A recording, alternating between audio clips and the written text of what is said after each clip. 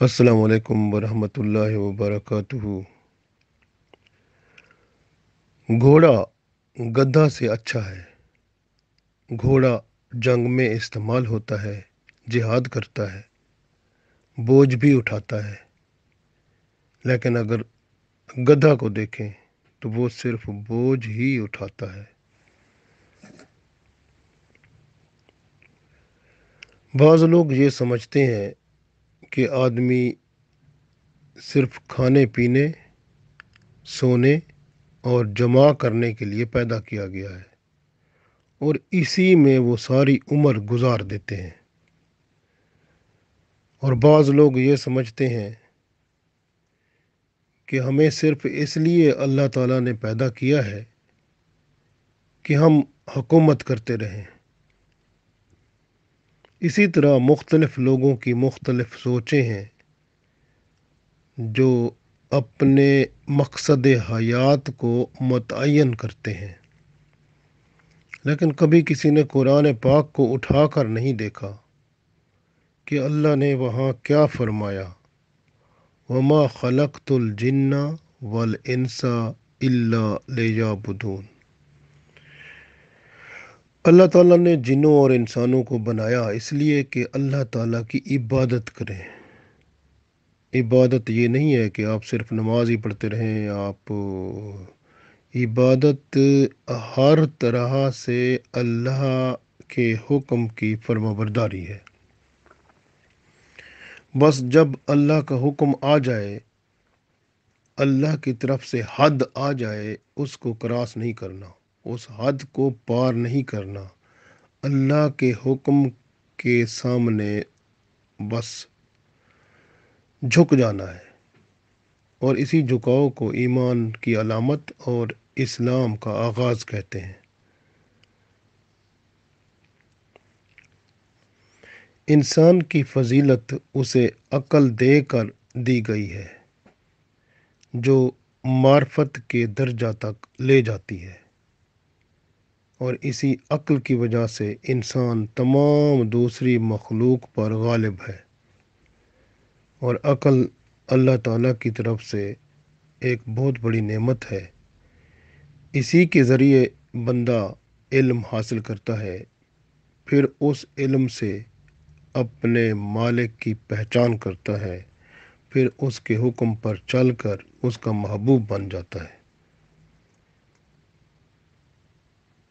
اللہ تعالیٰ ارشاد فرماتا ہے، الم ترى ان اللہ سخر لکم ما فی الارض، اور تابع کر دیے تمہارے لیے جو کچھ زمین میں ہے، سب کچھ، یعنی سب کچھ جو زمین میں اللہ تعالیٰ نے پیدا کیا ہے وہ پیدا ہی تو انسان کے لیے کیا ہے، لیکن انسان کو اللہ تعالیٰ نے اپنے لیے پیدا کیا ہے۔ اس لیے اللہ تعالیٰ نے انسان کی خدمت کے لیے، انسان کی ضروریات پورا کرنے کے لیے، اور انسان کو دنیا میں فضیلت دینے کے لیے دنیا کی ہر چیز کو انسان کے تابع کر دیا ہے، لیکن یہ فرما دیا گیا وما خلقت الجن والانس الا لیعبدون، لیکن تجھے میں نے اس لیے پیدا کیا ہے کہ تو میرا بن کے رہے، میرے سامنے جھکا رہے۔ جب تک تو میرے سامنے جھکا رہے گا، دنیا کی ہر چیز تیرے سامنے جھک جائے گی اور جھکی رہے گی۔ جب تو میرے سامنے کھڑا ہوگا تو دنیا ساری تیرے سامنے کھڑی ہو جائے گی، تو پھر تجھے موقع نہیں ملے گا کچھ کرنے کا، تو ذلیل ہوگا، رسوا ہوگا، تباہ ہوگا، برباد ہوگا۔ اگر تو میرے سامنے جھک جائے گا، اگر میرے سامنے کھڑا ہو جائے گا، تو اللہ تعالیٰ یہ فرماتا ہے کہ بھئی بندہ اگر اللہ کے سامنے جھک جاتا ہے تب تو وہ الحمدللہ اللہ تعالیٰ کا مقرب بن جاتا ہے، لیکن اگر اللہ کے سامنے کھڑا ہو گیا، یعنی اپنی من مانی کی، اپنی خواہش پوری کی، اور شیطان کی طرح جب اللہ نے اسے فرمایا کہ آدم کے سامنے جھک جا، وہ کھڑا رہا، وہ اللہ کے حکم کے سامنے کھڑا ہو گیا، اس اللہ کے حکم کو نہ مانا۔ اسی طرح کا عمل اگر بندہ کرتا رہے گا تو وہ بھی اسی شیطان کے ساتھ ہی جہنم میں جائے گا۔ اللہ نے بندے کے لیے ہر چیز مہیا کی ہے۔ جب بندہ مر جاتا ہے اس کی کوئی خواہش نہیں رہتی، صرف وہ جو رہتا ہے وہ فرشتوں کی طرح معرفت خداوندی سے آراستہ ہوتا ہے۔ وہی قبر میں، حشر میں بھی بندے کا رفیق بن جاتا ہے، جس کی وجہ سے بندہ رب تعالیٰ کی غلامی میں نہ صرف دنیا میں رہتا ہے بلکہ قبر و حشر میں ہی اللہ کی غلامی ہی بندے کے سامنے ہوتی ہے، اور بندہ اللہ کا غلام ہی بنا رہتا ہے۔ یہ دنیا میں جو کچھ کر کے گیا تھا وہی اس کے لیے قبر میں اور حشر میں اور آگے کام آتا رہتا ہے۔ اس لیے دنیا کو بہتر بنائیں۔ قبر و حشر کے تمام اندھیرے اور روشنیاں جو ہیں وہ بندہ یہیں سے ہی لے جاتا ہے۔ بعض برے اعمال بندے کے وہ اندھیرے بن جاتے ہیں اور بندہ قبر میں بھی اندھیرا پائے گا۔ آپ ذرا اندھیرے کمرے میں جائیں نا، گزارا کریں، پتہ چل جائے گا۔ لیکن آپ نے کئی عرصہ قبر میں رہنا ہے، اگر اندھیرے میں رہنا چاہیں گے کیا؟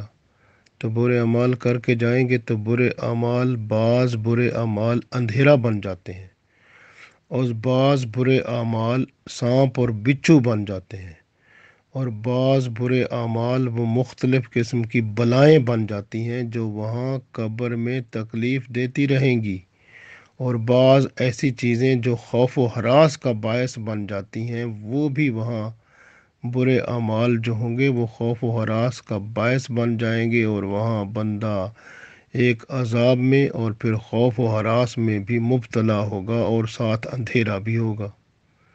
اتنی ساری چیزیں اگر ہوں تو پھر آپ بتائیں کہ کیسے برداشت ہوگا؟ یہ سب ایمان اور اعمال کی کمی اور نفاق اور برائیوں کی وجہ سے ہوگا، اور ایسے لوگ جو گناہوں سے بھرے ہوں گے ان کی برائیوں کی گواہی ان کے اعضاء بھی دیں گے۔ زبان پر تالا لگ جائے گا اور اعضاء بندے کے بولیں گے کہ بندے کی ہر چیز کی گواہی دیں گے جو جو اس نے کام کیا تھا۔ آپ کو پتہ ہے جب ملزم جو ہوتا ہے اس کے گواہ گواہی دے دیں تو وہ مجرم بن جاتا ہے، اور پھر مجرم کو سزا بھگتنا پڑتی ہے۔ اس لیے اپنے اعضاء جو ہیں ان کی حفاظت کریں، ان کا استعمال صحیح کریں۔ اگر آپ استعمال صحیح نہیں کریں گے تو یہی اعضاء آپ کو جہنم میں لے جائیں گے۔ دوسروں کے سامنے اپنی یا کسی اور کی برائی نہ کریں، کیونکہ جب آپ دوسروں کے سامنے بات کر رہے ہوتے ہیں تو کل کو وہی بری بات جو آپ نے دوسروں کے سامنے کی وہ دوسرے لوگ اس کے گواہ بن جائیں گے، اور تم مجرم بن کر جہنم رسید کر دیے جاؤ گے۔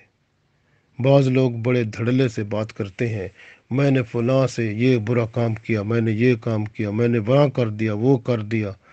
وہ ایسے جھوٹ بول کے یا سچ بھی ہو تو وہ اگر برا کام جو کیا ہوا ہو، جو چاہے فخر و غرور تکبر کا ہو یا ہوا اور اپنی پھوں پھاں کا ہو، یا پھر بے حیائی اور برائی اور بے حیائی کا ہو، تو یہ سب گناہ جتنے بھی فحاشی کے ہوں، किसी और तरह के हों, जब दूसरों के सामने बयान किए जाते हैं तो दूसरे इसके गवाह बन जाते हैं, और जब गवाह बन जाएं तो फिर वो गवाह गवाही दे दें तो फिर बंदे पर सज़ा वो जारी हो जाती है और सज़ा भुगतना पड़ती है, क्योंकि बंदा मुजरिम बन जाता है। इसलिए अपनी बुराइयां और दूसरों की बुराइयां दूसरों के सामने ना बयान करें। अल्लाह ताला कुरान पाक में इरशाद फरमाता है, वलौ तरा इज़िल मुजरिमूना नाकिसू रऊसिहिम इंद रब्बिहिम।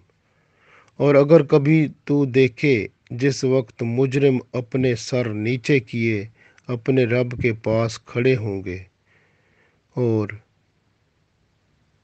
ये मुजरिम जो होंगे ऐसे शख्स होंगे जो शैतान के साथ सिज्जीन में जाएंगे, और सिज्जीन के मानी जो हैं वो किसी को मालूम नहीं है, ये सब अल्लाह ही जानता है। इसलिए अल्लाह ने कुरान पाक में फरमा दिया था, वमा अदरा का मा सिज्जीन, और तुम्हें क्या मालूम कि सिज्जीन है क्या, जहाँ पर रूह भटकते होंगे, जिस्म को करार ना होगा। आज वो मंजर याद कर लो और अपनी इस्लाह कर लो।